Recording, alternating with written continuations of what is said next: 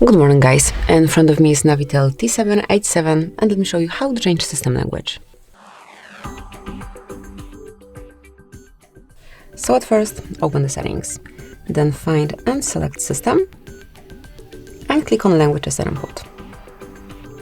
Now click on Languages, so select the bar at the top of the list, select plus icon, and choose the language that you want to apply. Okay, so actually this may be not accessible fully, so let me pick, for example, this one.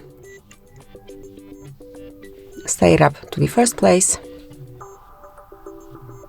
Wait a couple of seconds, and that's it. As you can see, it has been applied. Thank you for watching. Please subscribe our channel and leave the thumbs up.